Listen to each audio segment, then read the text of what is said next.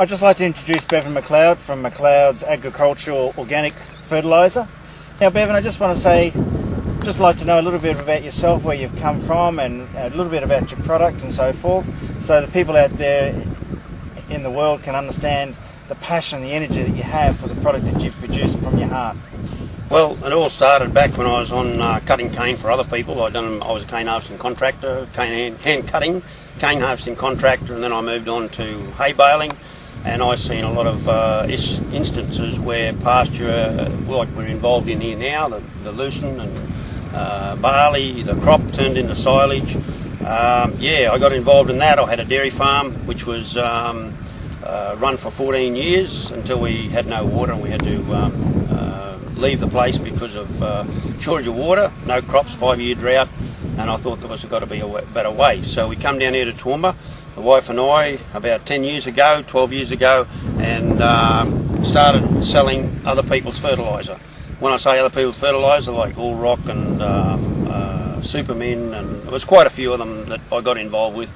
And sometimes it worked and sometimes it didn't. And it was then that where I am situated out on another property, I started, a farmer come to me and he said, look, maybe I can help you out. We can put this together on my place. I've got a bit of spare country, and that's where I started about 10 years ago, of making the soil conditioner that we've got today. I started off calling it compost, and the bloke came along and seen how good it was and said it's got to have a better name than compost, so we called it soil conditioner for a better word. And that was about 6 or 7 years ago, after we'd done some trials and seen some dramatic results.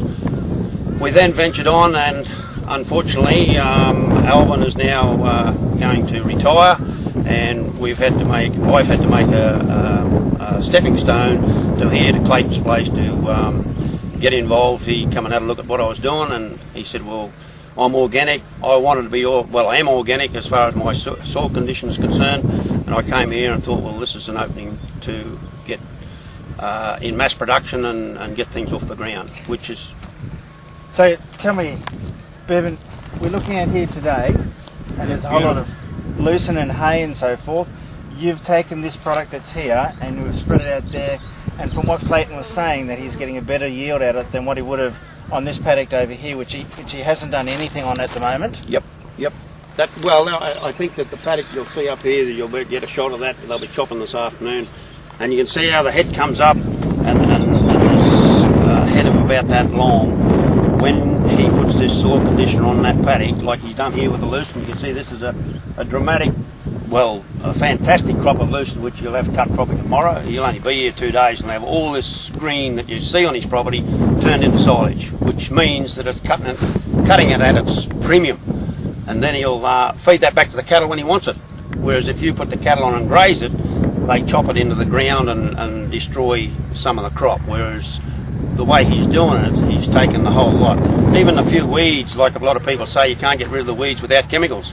That's not true, because if you've got your soil right, the weeds will eventually disappear. We've had organic farmers come to us and tell us that that's what's happening.